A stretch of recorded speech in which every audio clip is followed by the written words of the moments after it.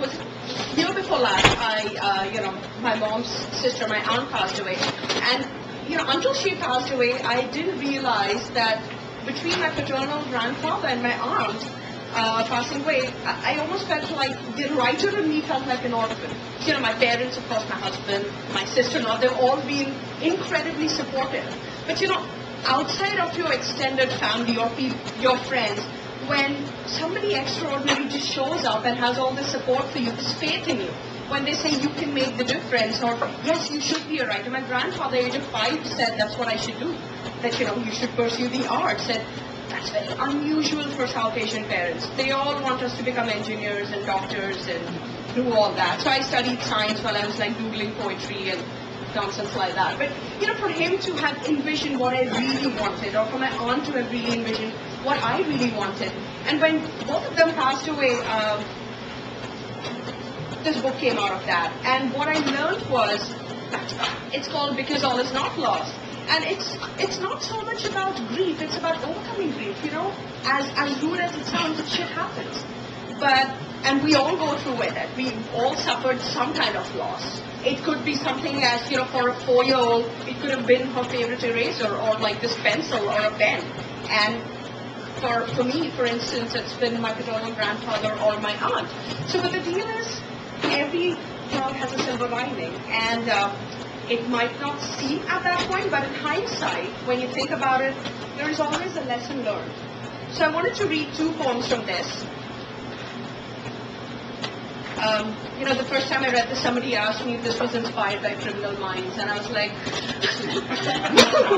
much as I'd like to give all the credit to Hutch, and I so want their job, but not really. It's called Don't Talk to Strangers. It's a prose. The 2 poems that I'm going to be reading from this book, they're the only 2 prose poems in the book. And so it's called Don't Talk to Strangers. Don't talk to strangers. You would say, was it 5 years, 50 days, 40 months ago? I lick my milkful lips of past. I don't remember the days. When I last learned math, I couldn't count beyond 200. So it's hard to keep track. I try. I scribble on the walls with my grimy nails so I don't forget. Not you, the time lost. I still remember you. How you smelled. A mix of lemon, chocolate, love.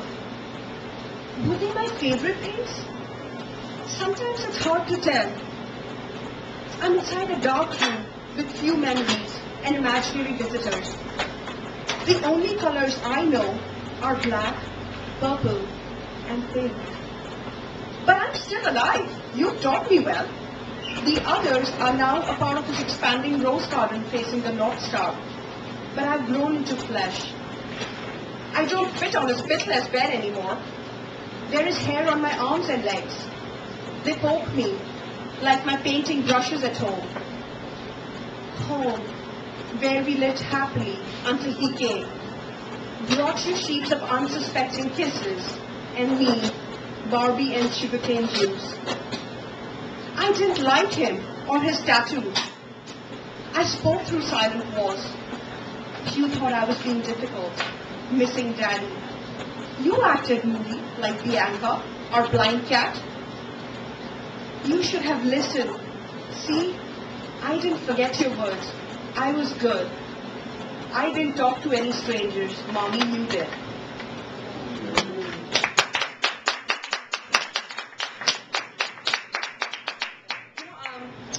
I always say this, that all artists, be you a painter, a musician, a writer, we all like our worst critics. But every now and then you chance upon your own piece and you're like, not bad. To me, the next poem, which is called A Note to the Biggest Thief in This World, the reason I like this poem is because it has attitude. And my husband thinks I have a lot of attitude, and I'm not going to dispute that on my birthday. But the deal here is this poem really looks down upon loss and tries to treat us like no big shit. I mean, it happens, I'm dealing with it, and I will get over it, whatever be the situation. And so the poem. This last letter has to be written, not in blood or tears, left by the failing tide. So you would like that, a feast of human vulnerability with an extra portion of drama bread. Well, that is not happening. I won't bore you like a woodpecker.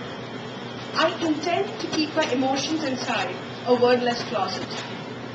But my convictions are here to flow, uninterrupted, like the night that sleeps with your secret. We are flesh and blood, no weeds in our veins. Every time you prowl, our hearts cringe, like dogs infected with ticks in their necks. We carry home silent weight through puddles, blame, guilt, ache, stress, etc. Every stone seems to be a grave. Snow sings the blues, breaking branches of bald trees a whole morgue. The wind pricks pine needles into raw wounds. You wear a blindfold. A tremor makes us reach for the ground. A geyser of overwhelming agony floods families' faith and confidence back for skull plates.